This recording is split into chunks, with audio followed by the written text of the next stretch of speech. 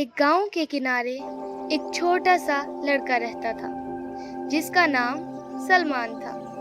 सलमान बचपन ही से तन्हाई पसंद था, लेकिन इसके दिल में हमेशा जंगलों, पहाड़ों और जंगली जिंदगी का शौक बसा हुआ था।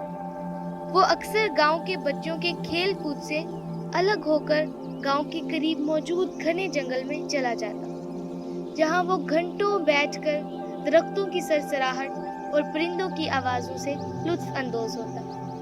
सलमान की उम्र 20 साल हो चुकी थी और वो अब एक नौजवान था, मगर इसकी अजीब आदत बरकरार थी। एक दिन जब वो जंगल में मामूल के मुताबिक चहलकदमी कर रहा था, उसने जंगल के बीच एक अजीबो-गरीब शोर सुना। उसने दिल में सोचा, ये कौन सी आवाज है? यहाँ कभी ऐसी आवाज नहीं सुनी। उसने कदमों की रफ्तार तेज कर दी और आवाज के करीब पहुंचने की कोशिश करने लगा। चंद ही लम्हों में सलमान एक छोटे से नदी के किनारे पहुंच गया, जहां उसने एक नहायत मुनफरिद मंजर देखा। एक छोटा सा, बज़ाहिर मासूम सा पांडा, जिसकी आंखों में खौफ की झलक थी, नदी के पास बैठा हुआ था। पांडा के इर्द गिर्द झाड़ियां हिल रही थी, जैसे कोई बड़ा जानवर उसकी ताक में हो। सलमान ने अपनी आंखों पर यकीन ना किया। यहाँ पांडा? सलमान ने दिल ही दिल में कहा, क्योंकि ये इलाका पांडा की कुदरती रिहाइश नहीं था।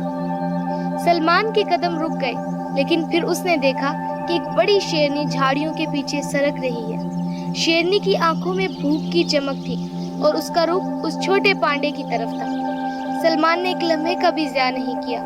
उसने जल्दी से अपने पास मौजूद लकड़ी का एक मोटा डंडा उठाया और शेरनी की तरफ बढ़ने लगा।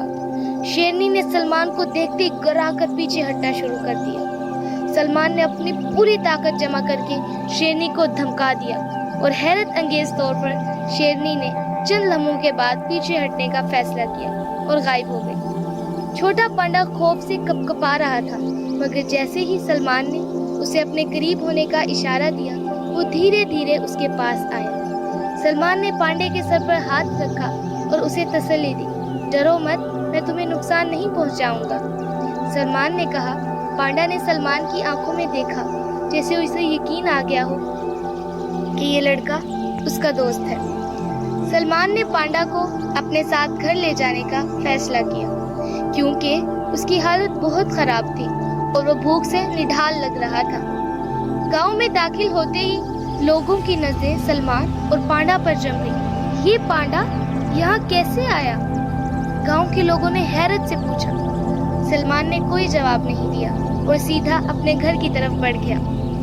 घर पहुंचकर सलमान ने पांडा को खाने के लिए कुछ सब्जियां दी, जो उसने बड़ी खुशी से खा ली। सलमान ने उसे एक नाम भी दिया, छोटू। छोटू सलमान के साथ एक अजीब सा रिश्ता बनाने लगा था। सलमान उसकी हर हरकत पर हंसता और छोटू भी सलमान के साथ खेलकर खुश होता। आहिस्ता आहिस्ता गांव वालों ने भी पांडा को कबूल कर लिया, लेकिन सलमान जानता था कि छोटू का यहाँ रहना खतरे से खाली नहीं था। एक दिन जब सलमान छोटू को जंगल में सैर के लिए गया, तो उसे एक अजीबो-गरीब आदमी मिला। वो आदमी गैर मुल्की लग रहा था और उसकी आंखों में एक अजीब सी चमक। उसने सलमान से कहा, ये पांडा तुम्हारे पास कहाँ से आया? सलमान ने झिझकते हुए कहा, ये मुझे जंगल में मिला था। वो आदमी हंसने लगा, ये पांडा बहुत कीमती है। अगर तुम उसे मुझे बेच दो तो मैं तुम्हें इतनी रकम दूंगा कि तुम्हारी जिंदगी बदल जाएगी। सलमान के दिल में गुस्से की लहर दौड़ गई। ये मेरा दोस्त है, कोई सामान नहीं, उसने गुस्से से कहा। लेकिन वो आदमी बाज न आया और धमकी देने लगा, अगर तुमने उसे नहीं बेचा तो याद रखना, मैं उसे खुद हासिल कर लूंगा, चाहे जैसे भी। सलमान को पहली बार हकीकी खतरे का एहसास हुआ। उसने फैसला किया कि वो छोटू को गांव से दूर किसी महफूज जगह पर ले जाएगा।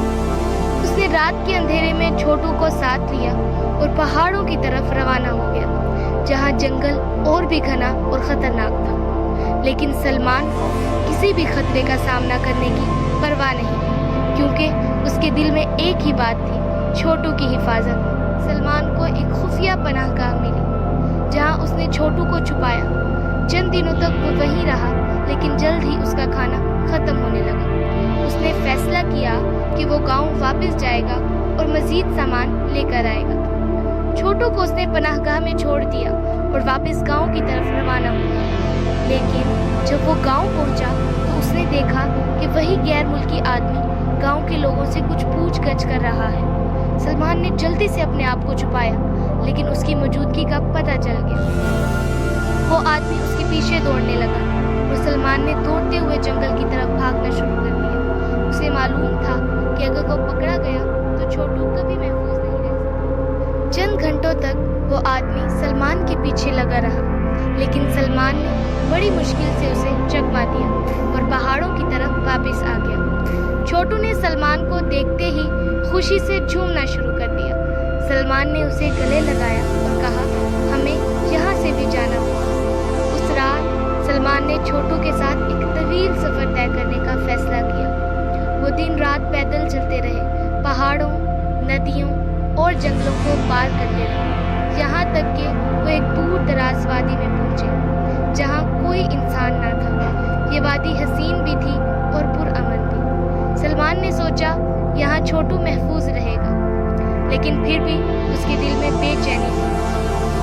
سلمان نے چھوٹو کو وہاں چھوڑنے سے پہلے اسے سمجھایا، یہ جگہ تمہارے لیے محفوظ ہے، میں تمہیں واپس نہیں لے جا سکتا کیونکہ لوگ تمہیں نقصان پہنچائیں گے۔ چھوٹو کی آنکھوں میں اداسی تھی، لیکن اس نے سلمان کی بات کو جیسے سمجھ لیا۔